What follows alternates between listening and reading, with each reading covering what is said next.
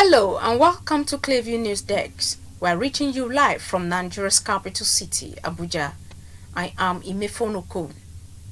Widespread insecurity, economic hardship, and ongoing separatist movement, among other issues, have continued to pose great challenges to the progress and prosperity of the country. While President Tinubu has pledged to address these challenges, the situation remains complex, lamenting over what they described as untold hardship caused by the economic policy of the federal government. Nigerians have expressed disappointment with the trends of events that vent so much hardship on them since the assumption of office of President Bola Ahmed Tinubu. Clearview News correspondent has the details. Nigerians are expressing dissatisfaction with the state of the nation, while lamenting that they voted massively for the current administration with the hope of having their sufferings alleviated rather than being aggravated. Amid growing political tension and economic hardship in the country, where did we get it wrong? In all aspects, Nigeria is managing to govern themselves. But in the real aspect, Nigeria needs to do a lot for them to come back as a real nation. Economically, they are not making it well. They are managing, they are pretending. When somebody speak out, wake up and say the truth, they douse him down. So they are living in pretense. My assessment, economically, they are trying to come up. But people, the saboteurs are more than those who want Nigeria to be one. Who want Nigeria to grow. Is it education? Somebody will score lesser mark because you are from the zone of their own. They give you they give him admission, but from the minority side, they are not giving admission. Is there unity there? Is there equity there? So we are just managing, and the person that is cheated will pretend as if, well, there's nothing he can do. Up till now, the challenges Nigeria are having is that we're not ready to have a country the time we have a country. If we're ready, there are some structures that are supposed to be on ground, but we hastily enter into marriage, and at the end of the day, without agreement, there should be courtship before marriage. So there was no courtship, just marriage. So and we are learning from the marriage. If there was a courtship, at least there would be a smooth transition. I was saying something. I saw our president's picture just now, and I was not happy. It's not. Anytime I see that picture, I'm not happy because life is worse than it used to be. In less than 2 years ago, things were better, relatively better. At least we could manage living on your salaries and everything. But now it's terrible. People are living from debt to debt. Once they pay another debt, they are waiting for the next salary to pay the next. So it's really not going well at all. And we wish something miraculous could happen. Nigerian problem is not an issue of today, we know. We are still on the path, to the promised land. One thing I believe is that Nigeria is going to be better no matter what we face today. Right now, of course, things are not really easy for people, and that's the truth about it. But I believe that. Speaking on the policy of Tinubu's administration, Nigerians have advised the president to stop politicizing issues in Nigeria. Let the leadership own up to the responsibility of Nigeria. If you know the root cause of your sickness and you're ready to cure it, you'll be well. Nigeria know the root cause of their sickness, but they don't want to cure it. They are afraid because of what they are going to get politically. Politics is killing Nigeria. Those that are supposed to stand for the truth, because they are few, they damn them down, and then they don't want to be pushed out. That is, if you cannot defeat them, you follow them. So Nigeria is living in pretense. There's nothing else we can do. If a good leader can come to this nation, then be backed up by other people, we can redeem ourselves. But if we continue in this way, Nigeria will soon fall. The only way forward is that we should practice true federalism. True federalism, that is just it. I don't know how, but that will be the way out. All around, because basically in Nigeria now, no system is working. No, is it the electricity sector? No. Is it finance sector? No, nothing is working in Nigeria. Even down to our network providers. Nothing is working. SO, Standard Organization of Nigeria, is is non-functional in Nigeria, and it's ought not to be so. So all sectors need to be revamped. To have a lasting, change and a lasting solution to Nigeria, we need to endure and give the president, time to really, work on the policies that he has put on ground to see if possible Nigeria will be much better than what we have today. Transportation and all other things, even marketing, everything deals with fuel. If you can bring down that fuel alone, Nigeria will be okay. They should cut down on their expenses. They should cut down. What is the essence of going to borrow money? If you can cut down on the expenses, that money you're borrowing is just to service the executive, just to make them feel good. Experts say Nigeria faces significant challenges, including insecurity, high unemployment, poverty, and corruption. Addressing these issues requires a multiple-faceted approach focusing on economic reforms, security enhancement, and good governance. Meanwhile, the Emir of Daura in Katsina State, Faruk has reportedly dethroned Ilia Mantu, the village head of Mantu in Yarumalu, Barulugu government area of Katsina State, over allegations of involvement in the kidnapping and rape of a woman in the community. The Emir announced this on Monday following complaint from residents of Yarumalu, which led to a youth-led protest last week. Clearview News Desk learned that the protesting youth accused the dethroned village head, Ilia Mantu, and others of kidnapping a woman identified as Zulatu and a baby and allegedly raped her after collecting 20 million naira ransom. The incident has since caused a public uproar, especially as the emirate delayed taking action for almost a year, despite the matter being in court. While announcing the removal, the Emir of Daura reiterated that the Daura Emirate will not tolerate any form of abuse against the common people. He emphasized that the Emirate remains open to all citizens who wish to file complaint or report injustice. In a rather sad development, some youth in Ibadan have protested at Oyo State Government Secretariat over the killing of a student by a stray bullet allegedly fired by a policeman.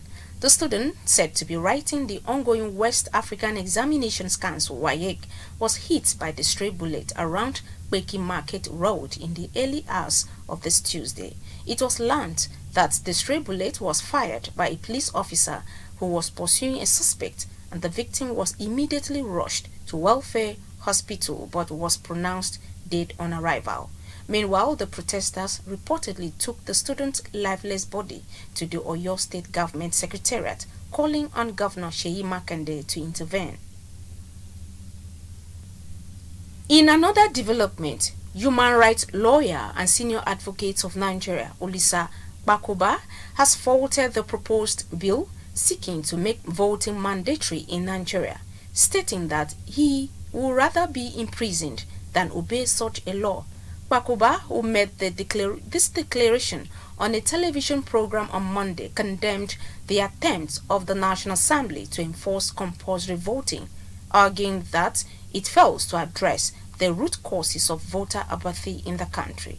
According to the legal luminary, voter disengagement stems from years of exclusion and unfulfilled political promises, not a lack of civic responsibility, adding that exclusion is at the heart of Nigeria's democratic failure. The rights lawyer, while looking ahead to the 2027 general elections, maintained that he has noticed a troubling pattern, warning that democracy in Nigeria cannot succeed if it continues to serve only selected elites. Clearview News Desk reports that the bill, jointly sponsored by Speaker Tajuddin Abbas and a Labour Party lawmaker, Daniel Asama Ako, scaled second reading in the House of Representatives, seeking to mandate voting for all Nigerians of eligible age in national and state levels. Seyi, one of the Nigerian President Bola Tinubu, is in the news again since his father became the nation's leader. This young man has been accused of committing offenses ranging from following his father on overseas trips, performing the roles of the Vice President, meddling in the affairs of National Association of Nigerian Students, NANS, and lately attempting to shake hands with the Pope. A security expert, Dr. Hassan Sadiq, he is in our Abuja studio. I will be talking with him after this break.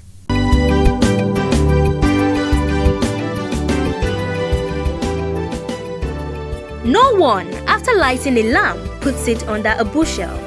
This is therefore a call to individuals, organizations, embassies, political office holders, and more to inform the world about their activities and achievements through documentaries. Here at Clearview, we parade the masters in the business of producing world-class documentaries.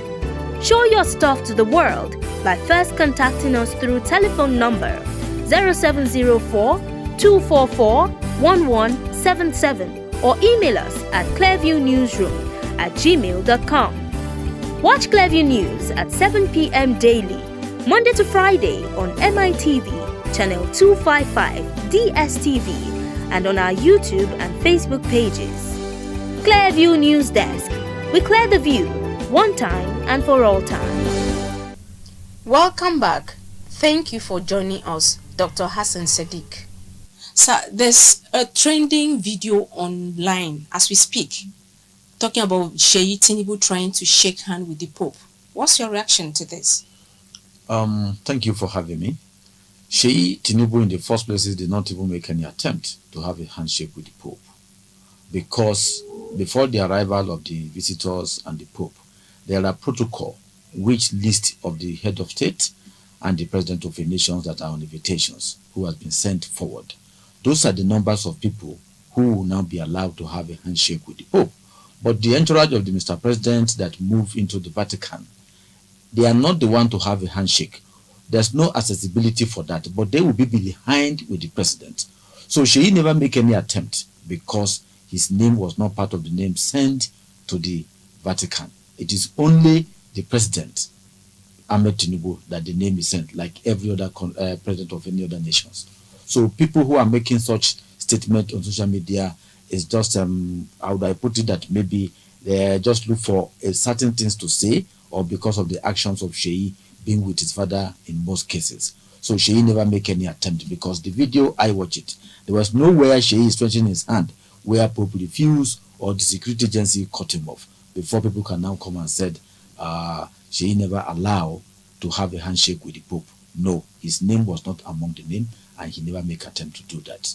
So the security agency did not cut him off.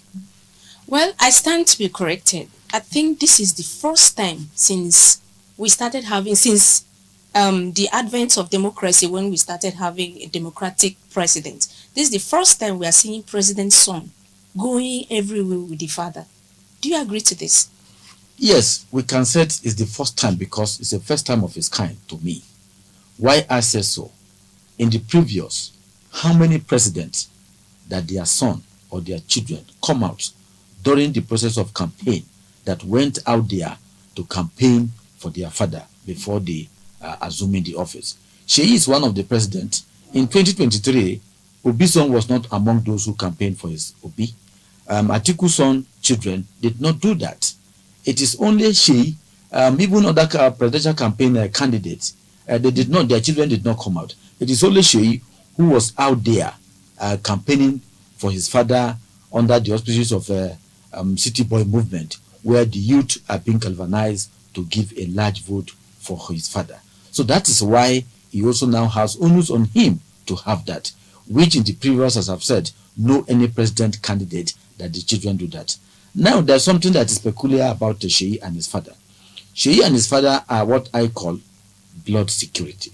Blood security in the sense is that during the 2015-2014, when before Buhari emerged, there were attempted suicide in Kaduna State. Maybe people have forgotten. Then during the time when he had been sworn in, there were where Buhari was sick for almost a year, where people even said he's dead or alive.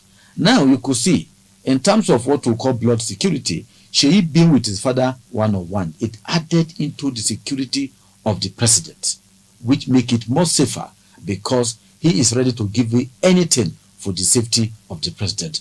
I think Nigeria is supposed to appreciate the kind of a son, first son, we call it first son, of a president who deemed fit that to make sure the safety of the president anywhere they go to, either outside the country or whatever, to make sure the president is safe. Today, we've not have a security report from our security agency. I'm not indicting them, but Nigerians need to know what happened at that time during Buhari before he became the president in 2015. The suicide bomb attempt, who caused it, who are the people? Because those who are close to him are supposed to know. They are the one during that time, they know his movement and everything before such incidents happen. When he's sick, what happened to him? When in the social media, people will tell you the man was is a poison. Who poisoned him? Who was with him? What happened to him? Because when you emerge as a president, you are not only for the family, you are a president of the nations. We need to know. There's no secrecy. So the actions Sheyi is pulling today is a blood security to the president of the Federal Republic. So a lot of Nigerians who don't know, why do we, who are security experts, now have that confidence that yes, being his son, part of the security and everything, he give a greater and a better security of our president. Okay, sir. Recently, this same thing, Sheyi Tinubu was accused by non-presidents that he was being beaten. Sheyi organized some set of people to beat him up because he refused to collect 100 million naira to campaign for ahead of 2027 general election. Do you think it was just a mere accusation? He did not do it. Well, Nan's issue are dynamic, especially in our context, because sometimes they do try to play politics. If such actions happen, what we needed to show is a clear evidence of who beat him, who, and the money that shows as at the time such amount of money is being given to him and rejected it. If this cannot be proved, it might be a mere allegations. So, to me, we are not discarding that allegations, but before allegation can be tenable, there must be a very valid evidence to prove, because when you talk of 100 million, that is not a small money.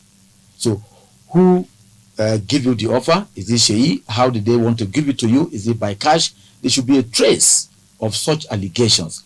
Then you can now be able to come that certain offer was given to you on the basis of this.